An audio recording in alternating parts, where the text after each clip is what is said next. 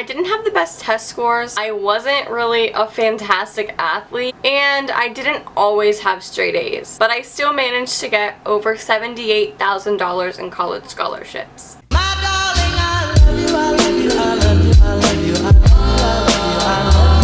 Hey everyone, what is up? Welcome back to my channel. It's me, Marisa here. And for today's video, I'm going to be talking to you guys about how to earn free money for college. In other words, how to apply for, get, and receive college scholarships. If you are new to my channel, hi, my name is Marisa. I upload weekly lifestyle and beauty related videos to my channel, but right now there are a lot of college related videos if you would be interested. But if you are new here, don't forget to give this video a huge thumbs up, subscribe for more videos just like these, and of course leave some nice comments down below.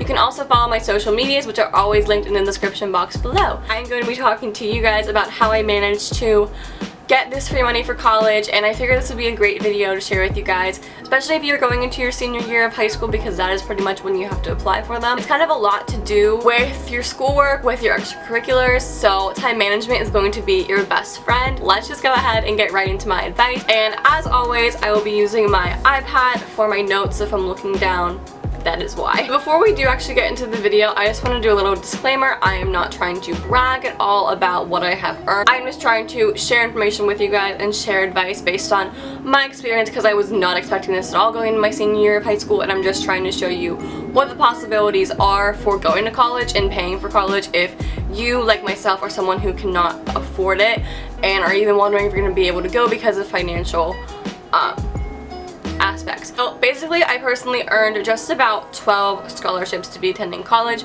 Some of them are 4 years, some of them are 1 year, some of them are through the college itself, some of them are merit from the college. I'm going to be talking about all of that, but yeah, I pretty much earned 12 in total, and they are about like $78,000 over the course of 4 years of college.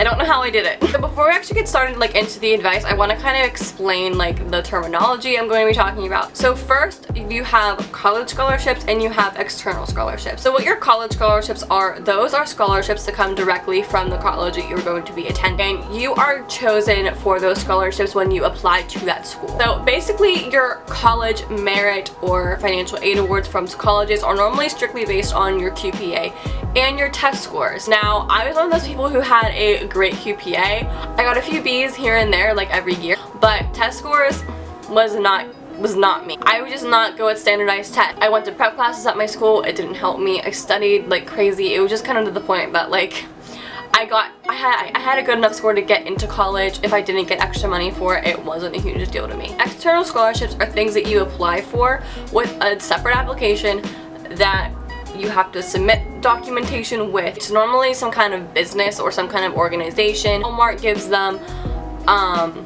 Burger King, Wendy's, and then normally schools have local organizations that also give scholarships every single year. My school personally has a lot of those organizations, so hopefully your school is kind of similar, but if not, there are tons of national scholarships you can also apply for, which I personally did and was shook by the results. So my number one piece of advice is just to apply for everything, because you literally never know what can honestly happen. And I personally applied for this one scholarship on a limb. It was a national scholarship. It was for the Horatio Alger Association. I applied for it on a limb. I didn't think I was going to get anything for it, and I came out of it with $10,000. I think I was the first person in my school's history to receive that scholarship, so it was a super cool one. Even if you think yeah, I don't have the best QPA, my test scores are crap, I have no service, just apply, because you literally never know. I want to also really touch on super quickly the things that are considered when you are applying for these external scholarships. So first of all, your GPA is pretty important, I'm not gonna lie to you,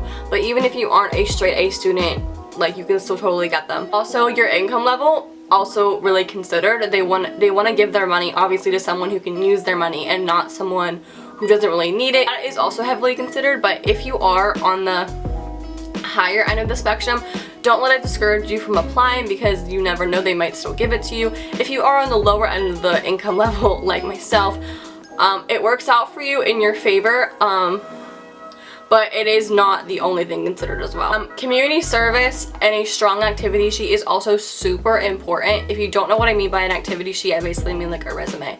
and on your resume or activity sheet it should say all your community service activities, all of your activities you did in high school, like your clubs, your sports, musical, chorus, band, that kind of thing. It should say that, and then any offices that you held in any of those organizations as well. Also your major and what college you're going to can also be a factor. There were some scholarships that I personally couldn't apply for because they wanted people to go to certain colleges. That was one. And then certain majors also had a lot of certain scholarships as well. Diversity, especially in these larger national competitions, they are looking for a diverse group of students. They do, unless there are speculations, some do have speculations for they want like a certain race, a certain ethnicity, or a certain background, but for the most part a lot of them do want a diverse group of recipients. And then also your test scores, normally you do have to submit them, but I don't think they're really looked at that much. And also your letters of recommendations. I personally recommend getting at least 2 letters. I personally had 2, and then there was one scholarship that I applied for that I needed 3, so I had to just ask someone to make one really quickly for me. So those are pretty much like all of the aspects. Oh, and your essay. My next tip, since you're going to be applying for literally every scholarship, is to create one strong essay that can easily be adjusted for multiple scholarship applications. Pretty much a lot of scholarship applications ask you for information about yourself. Highlight your activities, highlight your service projects. I personally did a Day of Kindness service project where I delivered Valentine's Day cards to special needs children in my school district, in my community. It was part of my Distinguished Young Women service project thing. I had that in every single essay that I did because it was a huge thing, and that was also a huge service project that I did by myself, and I organized the entire thing, so I wanted to highlight that in every essay. I also touched on other organizations that I volunteered for, such as like the Salvation Army, World Vision, some local things as well. Also talked about some of my favorite activities, like my sports, like I did tennis and cheerleading. Just highlight yourself, talk about yourself, kind of brag a little bit, just make yourself sound really good, basically is what I'm trying to say. If you create one strong essay that really encompasses you and some things that you're going to have to like answer certain questions, you can kind of incorporate those questions into your essay elsewhere. Now, someone told me to do this and I didn't listen. Basically, I was doing so much that I kind of got to the point like, oh, I'm just going to use that essay because that's pretty much the same thing. So even if you don't make one strong essay, you're going to get to that point eventually. My next piece of advice is to proofread your essay or anything you are submitting to the committee. Have a teacher do it, put it through Grammarly real quick, just make sure it's proofread and that they can read what you are saying, basically is what I'm trying to say. My 4th piece of advice is to double check the required documentation needed, because some things you're going to need tax forms to prove your income. You're also going to need activity sheets, a certain amount of letters of recommendation. Literally every scholarship in the world is different. Just double check what you need, make sure you have it all in order, paperclip it, put it in that vanilla envelope, turn it into your counselor or mail it out yourself. If you forget something also, your application might just be thrown out the window. My next piece of advice is do not let any rejection discourage you.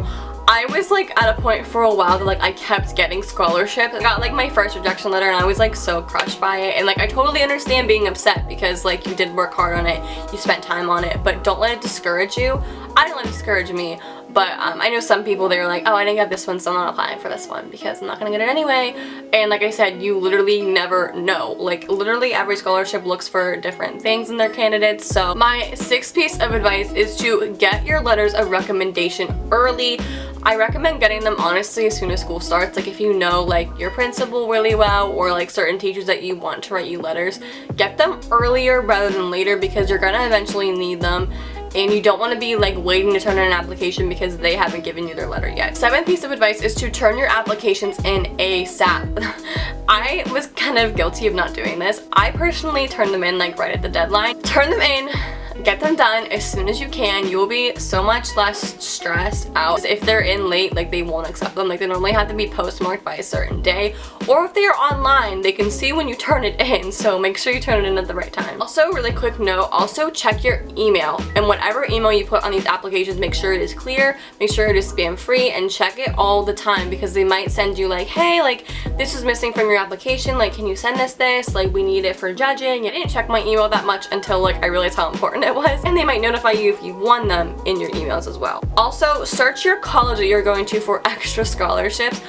I happen to just be googling extra scholarships through my college and I found one for College of Communication and Information, and it was the first year they were doing the scholarship. So basically I had to like make like a website portfolio, submit an essay on why I deserve the scholarship, and then I did it. I went out with my business. I worked really long and hard on it. I literally worked on that website since December, like during Christmas break. And then it was actually tech week for my musical, which would have been like the last week in March, and then my mom called me. She's like, hey, I got a letter from Kent, like, do you want me to open it? And I was like, yeah, like, that's fine. It's probably just something stupid from, like, I don't know, the admissions office, something. I don't really know. I always got, like, a lot of junk mail, so I was like, yeah, go ahead, open it. And then she was like, oh my gosh. And I was like, what are you oh my goshing about? And she was like, you got $25,000 extra from Kent State just because I did that scholarship. And I was, like, literally shaking. I was like, oh, wow. I ended my essays always by like with something kind of like inspirational and uplifting. And I also received this other scholarship for reading pieces of everyone's essays like out loud, and I was like, oh, like what are they gonna read from mine? And mine was last because I was actually their valedictorian scholar, meaning I was the top recipient of that scholarship. I talked about how like everything happens for a reason, everyone is here for a reason, and how like life is given to each of us and that we should like do the most with it and make the most of our lives, like obviously. But I just kind of ended with like that inspirational message, and I think it really stuck in people's minds because like the guy even said that he was a judge for the scholarship. He said this like excerpt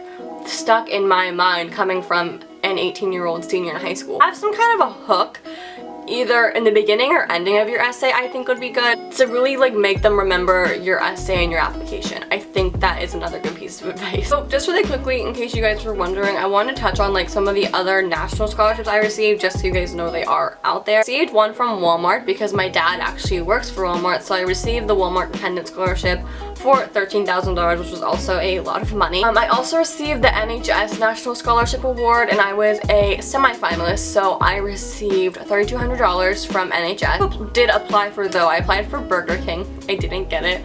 I applied for Wendy's High School Heisman, which is all about athletics, so if you are an athlete, that is a good one to check out, and that application should open around like October. Yeah, so there are also like a lot of websites you can search scholarships on. I know Scholarship Out is one, and I think the other one is like Fast Web Scholarships, and they have like really kind of like random things that like you can just submit like a little paragraph and then like you get the scholarship. It's kind of interesting. They also have like monthly drawings for like $5,000. But yeah, if you are a senior in high school, I wish you the best of luck in this process. It's kind of lengthy, I'm not gonna lie to you. It's kind of a lot to take in at one time, but you'll be fine, you will navigate it, and you will do it. I hope you guys enjoyed this video, and I really sincerely hope it was helpful for you, and if it was, please give me a thumbs up or leave some kind of comment down below telling me how it helped you. I would greatly appreciate it. Also, subscribe once again if you are new here, and check out some of my other videos in the cards above, and you can follow me on my social media, which are also linked down below. So I will see you guys in my next video, and I will talk to you guys later. Bye guys, see ya!